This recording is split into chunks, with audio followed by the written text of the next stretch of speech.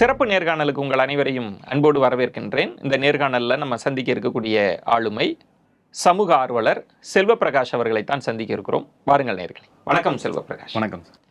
நீங்கள் சமீபத்தில் social media முழுவதும் வைரல் ஆகிட்டு இருந்தீங்க. அதுக்கு முக்கியமான காரணம் என்னென்னா, அமைச்சர் நிர்மல்குமார் பேசிய ஒரு பேச்சு. அதை ஒட்டி நீங்கள் நீயா நானாவில் பேசின அந்த பேச்சு வந்து பெருசாக வைரல் ஆச்சு.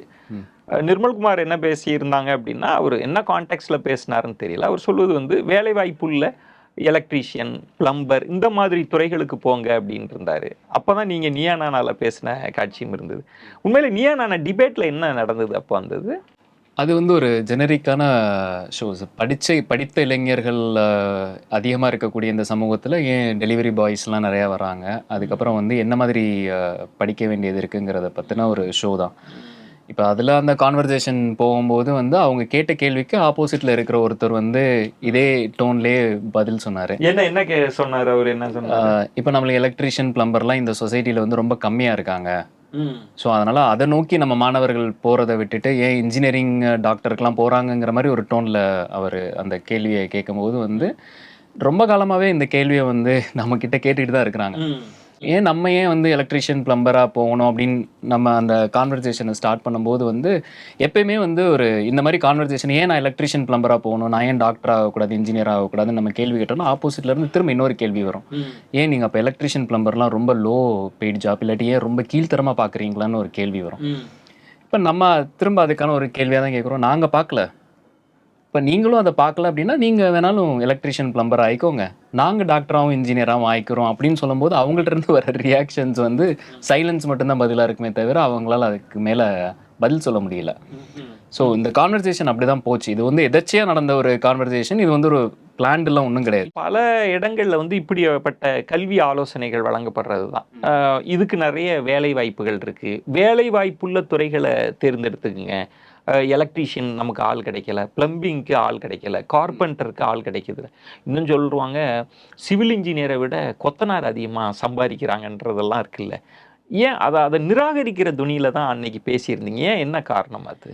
நம்ம அதை நிராகரிக்கலாம். அந்த ப்ரொஃபஷனை வந்து எலக்ட்ரீஷியன், பிளம்பரையும் வந்து நம்ம வந்து ஒரு குறைச்சு மதிப்பிடல. பட் ஆனால் வந்து இந்த சமூகம் வந்து அவங்க மேலே ஒரு பார்வை ஒன்று வச்சிருக்குல்ல.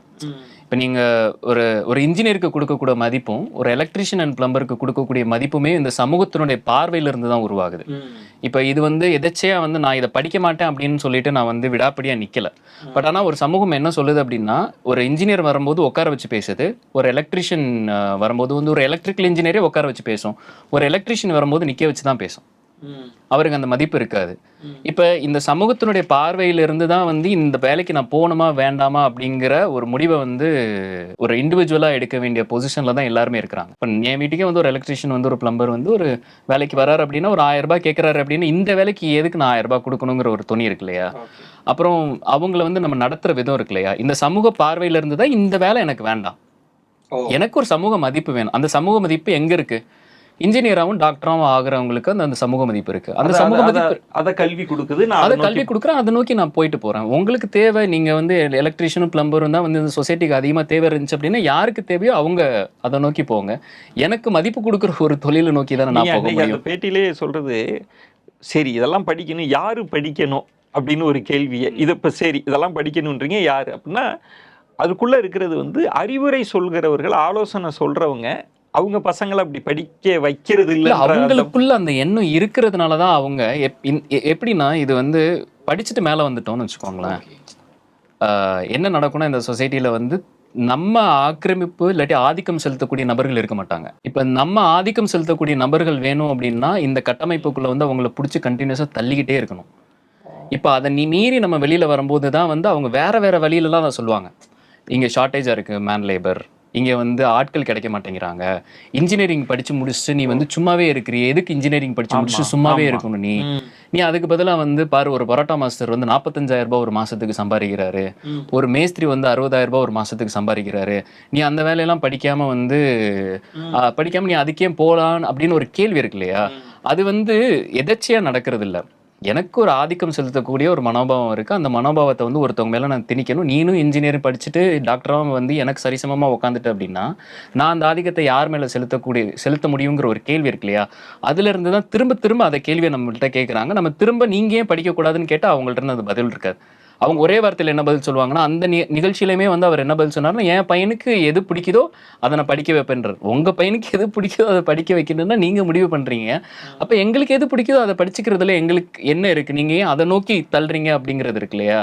அந்த கேள்வி வந்து இங்க சமூகத்துல, இங்க தமிழ்நாட்டுல வந்து ரொம்ப நீண்ட நெடுங்காலமாவே வந்து எல்லாருமே எழுப்பக்கூடிய கேள்வி. தொழில் சார்ந்த படிப்புகள்ன்றது ஒண்ணு. நம்ம திரும்ப வந்து அதை எதையுமே நம்ம குறைச்சு மதிப்பிடுறது இல்ல. ஆனா நீங்க சொல்ல வருவது ஒரு டிகிரி படிச்சிரணும், ஒரு இன்ஜினியரிங் படிச்சிரணும், அது வேலை இருக்கோ இல்லையோ அப்படின்ற தன்மையில நீங்க சொல்றீங்களா? இல்ல அப்படி இல்ல. நீங்க வந்து நீங்க கார்பென்ட்ரி, எலக்ட்ரீஷியனே எடுத்துப்போமே. இப்ப அது என்ன மாதிரி ஜாபா பார்க்கப்படுதுங்கிறது தான் ஒரு கேள்வி. இப்ப நீங்க வந்து ரொம்ப ரொம்ப வருஷத்துக்கு முன்னாடி இல்ல இப்போவும் கூட வந்து முடிவெட்டுறவங்க இருக்காங்கல்ல, அவங்கள வந்து நம்ம எப்படி பார்த்துருக்கோம், அவங்க அந்த தொழிலே செய்து வரவங்கள எப்படி பார்த்துருக்கோம் அப்படின்னு. இப்ப வந்து இந்த கார்ப்பரேட் செக்டார்லயும் இந்த நகரமயமாக்குதலுக்கு பின்னாடியும் வந்து நீங்க வந்து ஒரு சலூன் ஓபன் பண்ணிட்டு அவருக்கு பேர் வந்து கிரியேட்டிவ் டைரக்டர். ஒரு பேர் இருக்குல்ல, ஒரு அடையாளம் இருக்கு இல்லையா? அந்த அடையாளத்துக்குள்ள போகும்போது இப்ப ரொம்ப நீண்ட நெடுங்காலமா வந்து அந்த முடிவெட்டும் தொழிலே செய்துகிட்டு இருக்கிற ஒரு ஒரு ஒரு குடும்பத்துல இருந்து ஒருத்தர் வரார் இல்லையா? அவரை நம்ம பார்க்குற பார்வைக்கும் அந்த தொழிலை விட்டு வெளியில போய் அவர் வந்து கிரியேட்டிவ் டைரக்டர் ஆகும்போது வந்து அவருக்கு கொடுக்குற ஒரு சமூக அந்தஸ்து இருக்கு இல்லையா? அதுதான் இங்க முக்கியம்னு சொல்றேன். அது எந்த படிப்பா வேணாலும் இருக்கட்டும். ஒரு சமூக அந்தஸ்தை நம்ம ஆமா. இப்ப எலக்ட்ரிஷியன் பிளம்பருக்கே வந்து நீங்க ஏன் எலக்ட்ரிஷியன் பிளம்பர்னு சொல்லணும், எலக்ட்ரிக்கல் டெக்னீஷியன் சொல்லலாம். Okay okay. கார்பெண்டர்னு சொல்றதுக்கு பதிலா நீங்க அந்த பேரையும் அவங்களுக்கான சமூக அந்தஸ்தையும் நீங்க கொடுத்துட்டு அதை வந்து ரொம்ப ப்ராப்பரா லீகலைஸ் பண்ணிட்டீங்க அப்படின்னா அந்த ஜாபை படிக்கிறதுல யாருக்கும் பெரிய முதல்ல அதுக்கான சமூக அந்தஸ்து அதுக்கான மரியாதையும் கொடுத்துட்டா அந்த ஜாபை பண்றதுல நம்மளுக்கு இங்க நம்ம கேட்கறது எல்லாமே சமூக அந்தஸ்து மரியாதையும் தான். எனக்கு அதுல இருந்து கிடைக்குமா? அது நீ கொடுக்க மாட்ட. எதுக்கு கொடுப்ப? இன்ஜினியருக்கும் டாக்டருக்கும் கொடுப்ப. அப்ப நான் இன்ஜினியர் டாக்டர் ஆயிட்டு போறேன். அப்ப நம்மளோட இலக்குன்றது அந்த சமூக அந்தஸ்து, அந்த இடம் தான் நமக்கு. ஆமா, அதுதான் இங்க வந்து ரொம்ப நெடுங்காலமா வந்து நம்மள இன்ஜினியராகவும் டாக்டராகவும் ஆக்குறதுக்கு இந்த அரசாங்கம் முயற்சி பண்ணதுக்கு முக்கியமான காரணமே வந்து இங்க வந்து பொருளாதாரத்தை மேம்படுத்துறதுங்கிறது வந்து 2வது படிதான். முதல் படி வந்து ஒரு சமூக அந்தஸ்து வேணும். இப்ப நீங்க 2006 வந்து கலைஞர் வந்து இன்ஜினியரிங் என்ட்ரன்ஸ் எக்ஸாமினேஷன் கேன்சல் பண்றாரு. அதே மாதிரியே மெடிக்கல் என்ட்ரன்ஸ் எக்ஸாமினேஷன் கேன்சல் பண்றாரு. நான் 2007 வந்து படிச்சு முடிச்சேன். 12th படிச்சு முடிக்கும் போது அதுல பெனிஃபிட் ஆன செகண்ட் பேட்ச் தான். அதுக்கு முன்னாடி பாத்தீங்க அப்படின்னா என்னோட ஸ்கூல்ல இன்ஜினியர்ஸ்னு பாத்தீங்கன்னா எனக்கு முன்னாடி இருந்த என்னோட சீனியர்ஸ்ல வந்து அந்த கிளாஸ்ல வந்து ஒரு 40 பேர் இருக்காங்கன்னா ஒரு 3-4 பேர் தான் இன்ஜினியர்ஸ். என் பேட்ச்ல எல்லாருமே இன்ஜினியர்ஸ். ஏன்னா இந்த என்ட்ரன்ஸ் எக்ஸாமினேஷன் கேன்சல் பண்ணதுனால இப்ப எனக்கு முந்தின பேட்ச்ல படிச்சு முடிச்சு கொஞ்சம் பேர் இன்ஜினியர்ஸா இருந்தவங்களோட பொருளாதாரமும் இப்ப என் பேட்ச்ல படிச்சு முடிச்சிருக்கிற எல்லா இன்ஜினியர்ஸோட பொருளாதாரத்தையும் பாத்தீங்கன்னா இப்ப நிறைய பேர் வந்து இந்த சென்னையிலேயே 3 வீடு 4 வீடு வாங்கியிருக்காங்க. மாறி இருக்கு. அப்படியே பொருளாதாரம் மாறுதுல, ஒரு ஜெனரேஷனே அப்படியே அப்லிஃப்ட் ஆகுதுல. இது வந்து ஒரு ஷார்ட்டர் பீரியட் ஆஃப் டைமுக்குள்ள நடக்குது அப்படின்னா எந்த படிப்பு உங்களுக்கு அதை கொடுக்குதுங்கிறது இருக்கு இல்லையா? அமைச்சர் நிர்மல்குமார் பேசின அது ஒரு சின்ன கிளிப்பாக தான் நம்ம பார்க்க முடியுது. பட் பல இடங்கள்ல பேசி நம்ம கேட்குறோம். இது ஒரு பலகாலமாக பேசிகிட்டு இருக்காங்கன்னா அவர் என்ன சொல்கிறாருன்னா இன்ஜினியரிங் படிச்சுட்டு வேலை இல்லாமல் இருக்கிறாங்க, இல்லைன்னா வேற ஏதாவது ஒரு சர்வீஸ் செக்டாரில் வேலை பார்த்துட்டு இருக்கிறாங்க, வேலை இல்லாமல் ஏன் இருக்கிறீங்க அப்படின்ற ஒன்று. இன்னொன்று இப்போ நீட்டுக்கே என்ன சொல்கிறாரு அப்படின்னா ரொம்பலாம் ட்ரை பண்ணாதம்மா, உனக்கு வராததுன்னா லா படி, சட்டம் படி அப்படின்னு ஒரு கைடன்ஸ் இருக்குல்ல, அதை எப்படி புரிஞ்சுக்கிறது? இல்லை, இது இன்ஜினியரிங் படித்தேன் வேலை கிடைக்கல அப்படின்னா வேலையை உருவாக்க வேண்டிய இடத்துல இருக்கிறது அரசாங்கம். அது அரசாங்கத்தோட ஃபெயிலியர். அரசாங்கம் அந்த வேலையை உருவாக்கலைங்கிறதுக்காக என்னைய படிக்காதுன்னு சொல்றதுங்கிறது எவ்வளோ பெரிய முட்டாள்தனம். வேலையை நான் இன்ஜினியரிங் படிக்கிறேன், அதுக்கான ஸ்கோப் அண்ட் ஆப்பர்ச்சுனிட்டி இந்த இண்டஸ்ட்ரியிலையும் இந்த சொசைட்டிலையும் இருக்கான்னு கேட்டால் இருக்கு.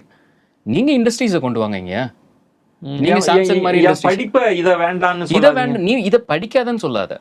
நீங்க என்ன சொல்லணும் அப்படின்னா, சரி நீ படி, இன்ஜினியர் ஆக. இப்போ உலகத்தில் வேலையே இல்லாமையா இருக்கு. எத்தனை இண்டஸ்ட்ரீஸ் வந்து வேற வேற மாநிலத்துக்கு போகுது. அந்த இன்வெஸ்ட்மெண்ட்ஸ் எல்லாம் இங்கே கொண்டு வந்தீங்கன்னா 8000 to 10,000 ஜாப் ஒரு கம்பெனி உருவாகுது அப்படின்னா இங்க இருக்கிற இன்ஜினியர்ஸ் தானே அங்கே எம்ப்ளாய் ஆயிட்டு போறாங்க.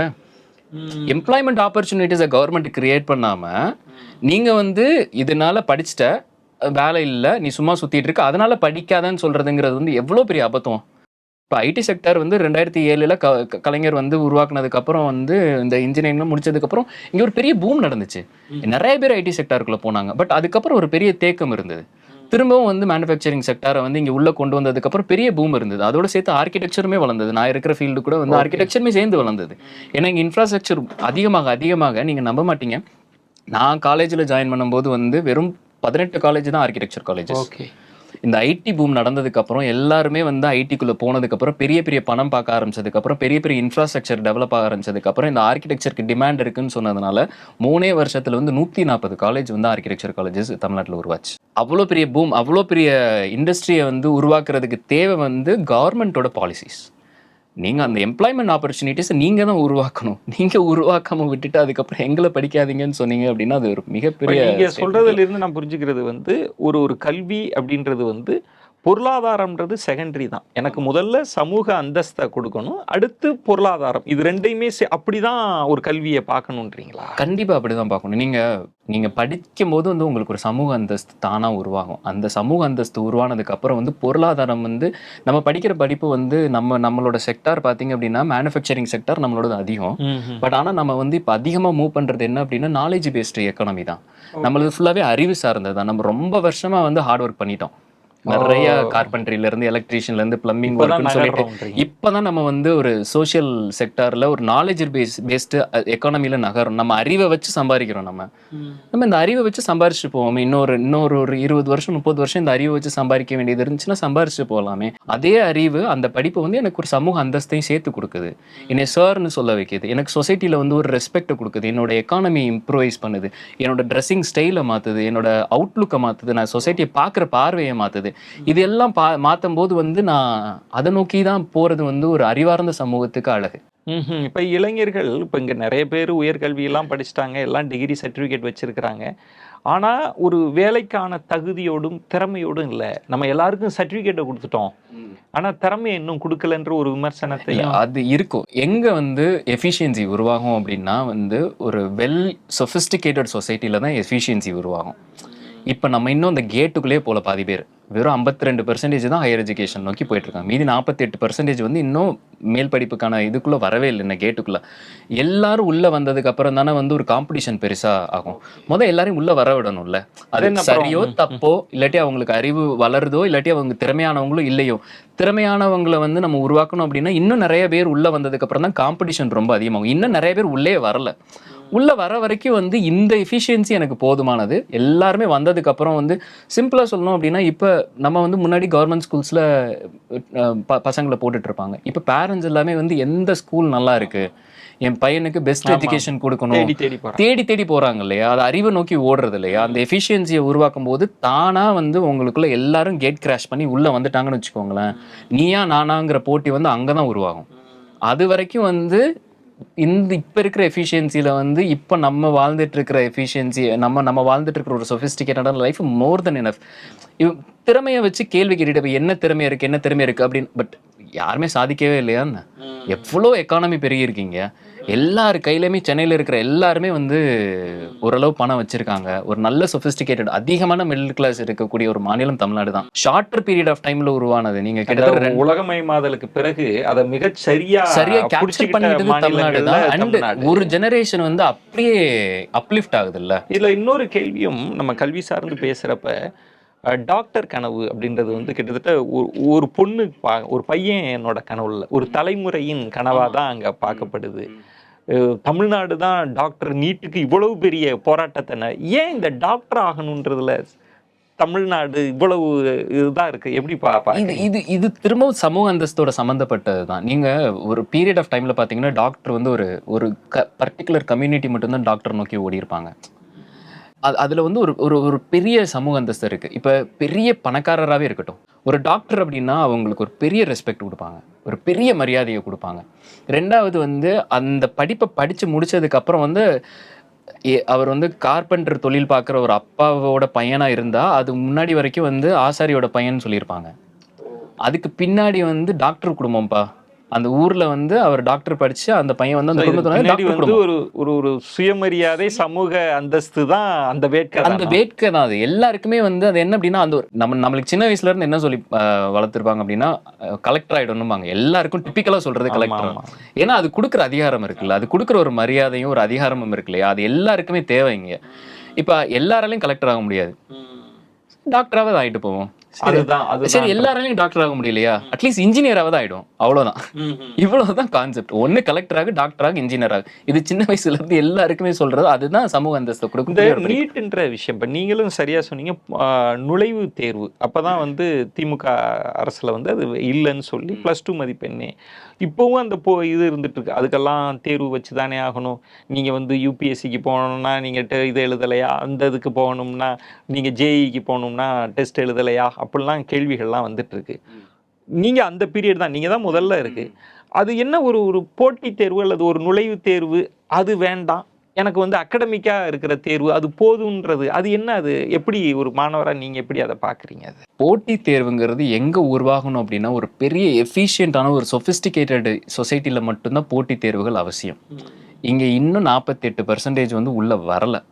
இந்த வர்றதுக்கு முன்னாடி ஒரு போட்டி தேர்வுன்னு வச்சு அவங்களை கழிச்சு கட்டுறது இருக்கு இல்லையா? அது இல்லை, நீங்க சொல்றது வந்து இப்போ ஒரு குறுக்கீடுக்கு மன்னிக்கும். இப்போ இன்ஜினியரிங்கே கூட அப்ப இருந்தது கட் ஆஃப் மார்க், அதெல்லாம் என்ட்ரன்ஸ்லாம் இருந்தது. அது இருந்தா பல பேர் அடி வாங்கியிருப்பாங்க. ஆமா, நான் என்னோட பேட்ச்லயே வந்து எல்லாருமே வந்து இன்ஜினியர்ஸ். எனக்கு முந்தின இருந்த பேட்ச்ல 3 பேர் தான். ஓகே. எனக்கு அடுத்த பேட்ச்ல பாத்தீங்கன்னா 2 பேர் டாக்டர், இன்ஜினியர்ஸை தவிர்த்து. அதுக்கு அடுத்த பேட்ச் பாத்தீங்க அப்படின்னா 4 பேர் 5 பேர் டாக்டர்ஸ். எங்க ஊர்ல இப்ப வந்து அந்த ஸ்கூல்ல படிச்சிருக்கிற நிறைய பேர் டாக்டர்ஸ். அதுக்கு முன்னாடி வந்து ஒரு டாக்டர் ஆனாங்கன்னா கூட எனக்கு ஞாபகம் இருக்கு, என்னோட சீனியர் 3 வருஷம், எனக்கு 3 வருஷத்துக்கு முன்னாடி இருக்கிற சீனியர் வந்து ரொம்ப கம்மியான கட் ஆஃப் தான் எடுத்திருந்தாங்க. பட் ஆனா டிஸ்ட்ரிக்ட் ஃபர்ஸ்ட் வாங்கியிருந்தாங்க. அதனால அவங்க ஒருத்தர் தான். அந்த ஸ்கூலோட ஹிஸ்ட்ரி பார்த்தீங்கன்னா 40-50 வருஷம் இருக்கும். அந்த ஹிஸ்ட்ரி, அந்த 40 வருஷத்துல வந்து ஒரே ஒரு டாக்டர் தான் அதுக்கு முன்னாடி.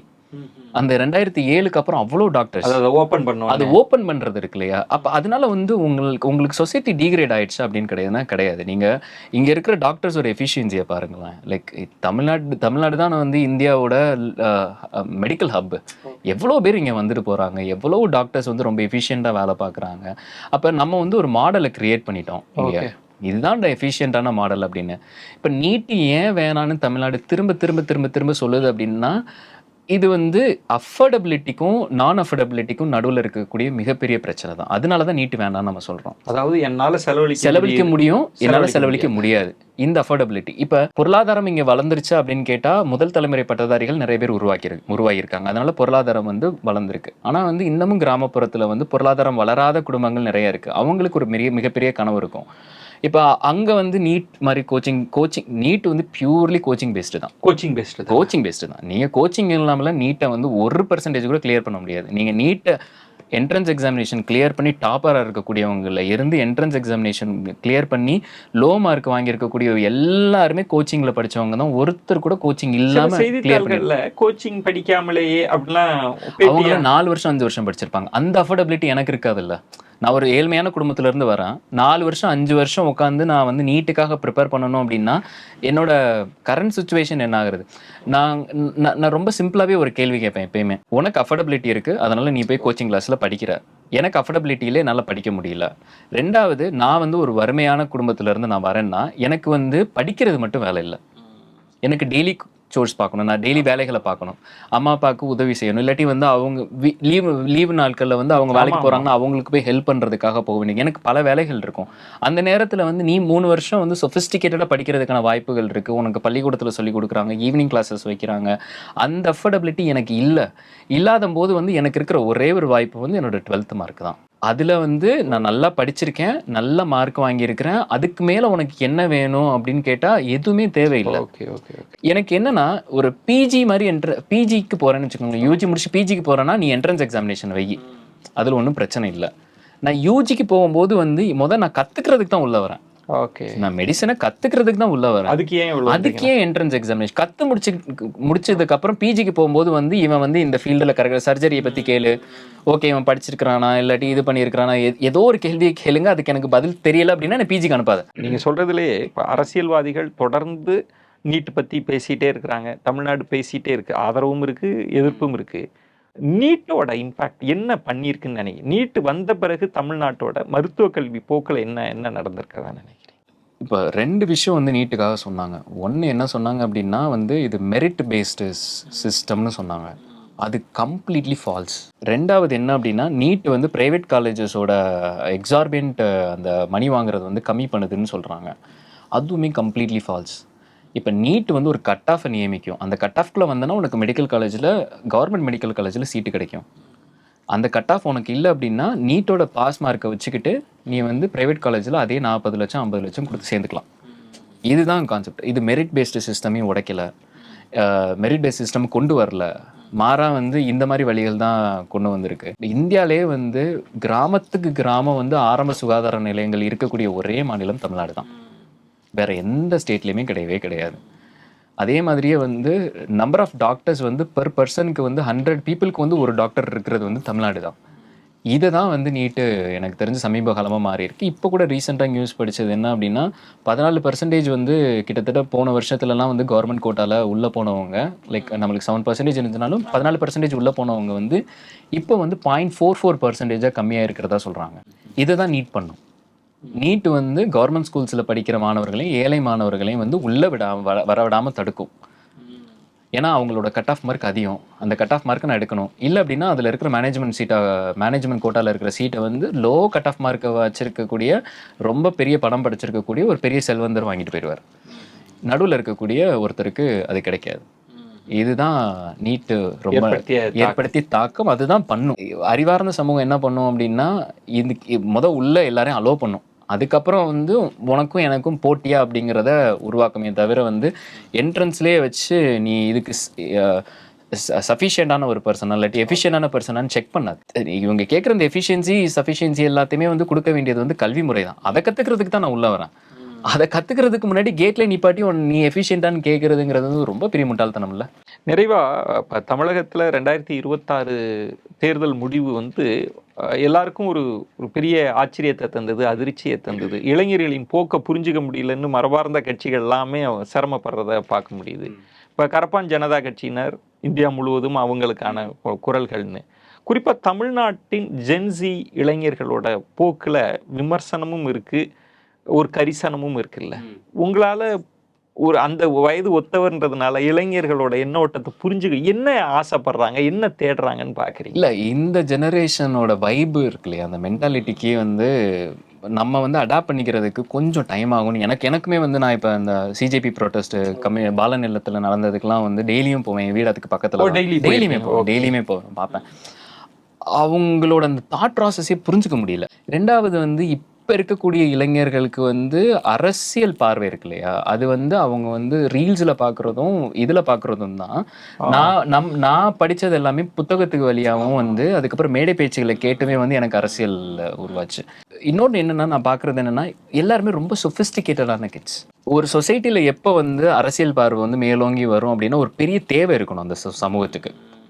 அந்த சமூகம் வந்து கொஞ்சம் செல்ஃப் சஃபிஷியண்டான சமூகமாக இருந்ததுன்னு வச்சுக்கோங்களேன், அது ரெண்டை நோக்கி மட்டும்தான் போகும். ஒன்று பொழுதுபோக்கு நோக்கி போகும், இல்லாட்டி ஆன்மீகத்தை நோக்கி போகும்.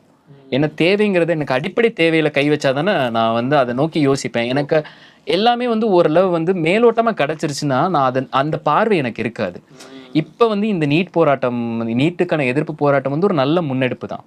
ஆனால் எனக்கு வந்து ஒரு சின்ன ஒரு பார்வை அதில் இருக்குது. அது என்ன அப்படின்னா, கிராமப்புற மாணவர்கள் தான் இதில் அதிகமாக பாதிக்கப்பட்டிருக்கிறாங்க. ஸோ அவங்களுமே வந்து இந்த ப்ரொட்டஸ்ட்டுக்குள்ளே வந்திருக்கணும், இல்லாட்டி அவங்களுமே இவங்க வெல்கம் பண்ணியிருக்கணும்னு நான் நினைக்கிறேன். இது வந்து நகரத்திலேயே நடந்த ஒரு ப்ரொட்டஸ்ட்டாகவே நான் பார்க்குறேன். இன்னும் அது வந்து கிராமப்புறங்களை நோக்கி போகலையோ, இல்லாட்டி ஏன்னா அங்கே இருக்கக்கூடிய மாணவர்கள் தான் வந்து பெருமளவில் வந்து நீட்டால் பாதிக்கப்பட்டிருக்கிறவங்க. ஆனால் அந்த வாய்ஸ் அது அங்கேருந்து அந்த வாய்ஸ் பெருசாக எழலை. இங்கே வந்து எல்லாருமே வந்து நீட்டுக்காக ப்ரிப்பேர் பண்ணியிருக்கிறவங்க தான், கோச்சிங் கிளாஸ் போகிறவங்க தான், அவங்க இதனால் நீட் பேப்பர் லீக்னால பாதிக்கப்பட்டிருக்கிறவங்க. இது உண்மையான ஒரு முன்னெடுப்பு, நல்ல முன்னெடுப்பு தான். பட் ஆனால் அந்த குரல் அங்கேயும் போய் சேரணும், அவங்களையுமே இன்க்ளூசிவாக கொண்டு வரணும். இது நகரத்தில் மட்டுமே நின்றக்கூடாது, கிராமத்துக்கு போனால் மட்டும்தான், கிராமத்தில் இருக்கக்கூடிய மாணவர்களையுமே இதில் பார்ட்டாக வந்தால் மட்டும்தான் வந்து நீட்டுக்கான பெரிய எதிர்ப்பு குரல் வந்து இருக்குன்னு நினைக்கிறேன். உண்மையில இந்த சமூக ஊடகங்களோட பீக்ல தான் நீங்க சொன்ன மாதிரி இந்த சொஃபஸ்டிகேட்டட் இளைஞர்களும் ரெண்டுமே மெர்ஜாது. உண்மையில இது வந்து தமிழ்நாட்டிற்கு ஒரு நன்மை பயக்கும்னு நினைக்கிறீங்களா, இல்ல சிக்கலா நெருக்கடியா மாறி இருக்கு, எப்படி புரிஞ்சுக்கிறீங்க? இல்ல, இதுதான் ட்ரெண்ட். இனிமே இந்த சமூக ஊடகங்கள் வழியா ரீல்ஸ் தான் வந்து இனிமே இருக்கக்கூடிய ட்ரெண்டு. இப்ப வந்து எங்க தடுமாற்றம் நடக்குதுன்னு நான் பாக்குறேன் அப்படின்னா, நம்ம பார்த்து வளர்ந்த அரசியலுக்கும் இப்ப களத்துல நடக்கிற அரசியலுக்குமே மிகப்பெரிய வேறுபாடு இருக்கு. இப்ப அவங்க இதுக்குள்ள அடாப்ட் ஆவாங்களா அப்படின்னு கேட்டீங்க அப்படின்னா அது ஒரு பெரிய குவெஸ்சன். நம்ம இனிமே வந்து இந்த ரீல்ஸ் மூலமா வந்து அரசியலை கொண்டு போய் அவங்கள்ட்ட சேர்க்கறது மட்டும்தான் ஒரே வழி. அதுதான் இப்ப இருக்கக்கூடிய, ஏன்னா நாளுக்கு நாள் மாறிக்கிட்டே இருக்கு. ஏஐ டெக்னாலஜி வந்துருச்சு, நிறைய சோஷியல் மீடியாஸ் வந்துருச்சு. அது மூலமா அவங்களுக்கு உரையாடணும் அப்படின்னா இப்ப இருக்க எனக்கே வந்து அந்த தயக்கம் இருக்கு. நம்ம எப்படி இந்த கண்டென்ட் வந்து 1 மினிட்டுக்குள்ள சுருக்கி சொல்றது, இல்லை 2 மினிட்ஸ்க்குள்ள சுருக்கி சொல்றது, இதை வந்து நம்ம ப்ராக்டிஸ் பண்ணிக்கணும். நம்ம ப்ராக்டிஸ் பண்ணிக்கிட்டு அவங்கள்ட்ட கொண்டு போய் அது கேட்கறதுக்கு அவங்க ரெடியா இருக்காங்க. பட் நம்ம தான் தயாராக. ஆமா, நம்ம தான் தயாராகணுமே தவிர அவங்கள வந்து நீ பழைய மாதிரி புக்கு படி, மேடை பேச்சை கேளு, ரொம்ப நேரம் ஸ்பீச்சஸ் பாரு, 1 மணி நேரம்லாம் பார்க்கறதுக்கு யாருமே தயாரா இல்லை. நீங்க ரொம்ப சிம்பிளா வந்து நான் என்னோட ஃப்ரெண்ட்ஸ் எல்லாம் சொல்லுவாங்க, நீங்க முன்னாடி பாத்தீங்கன்னா நியூஸ் பேப்பர் ஏரால வந்து எல்லாருமே நியூஸ் பேப்பர் படிப்பாங்க. அது மாறினதுக்கு அப்புறம் டிவி பார்க்க ஆரம்பிச்சாங்க. அதுக்கப்புறம் வந்து நம்ம ஃபேஸ்புக்ல எழுத ஆரம்பிச்சோம். எல்லாருமே அந்த சொசைட்டி நம்ம வந்து நியூஸ் பேப்பர் டெய்லியும் படிப்போமான்னு கேட்டீங்கன்னா இல்ல, நம்ம ஃபுல்லாவே ஃபேஸ்புக்ல எழுதி இருக்கிறதெல்லாம் படிக்கணும். அடுத்த ஜெனரேஷன் ரீல்ஸ்க்கு போயிடுச்சு. அப்ப அந்த இதை நோக்கி போக வேண்டியது வந்து நம்ம தான் அடாப்ட் பண்ணிக்கணுமே தவிர அவங்களை இதுக்குள்ள கொண்டு வரணுங்கிறது பெரிய சாத்தியம் இல்லைன்னு நினைக்கிறேன். மிக்க நன்றி. ஏன்னா இந்த முக்கியமான தளத்தில் நீங்கள் கல்வி சார்ந்து இயங்கிட்டு இருக்கிறதுனால, கல்வி சார்ந்த ஒரு விவாதம் சோஷியல் மீடியாவில் பெருசாக போனதுனால தான் உங்களோட இந்த நேர்காணலை அமைக்கணும் அப்படின்னு விரும்பினோம். உங்களோட விரிவான பார்வைகளை முன் வச்சிங்க. மிக்க நன்றி. நன்றி. மற்றொரு நேர்காணலில் உங்களை சந்திக்கிறேன். அதுவரை உங்களிடமிருந்து விடைபெறுகிறேன். நன்றி, வணக்கம்.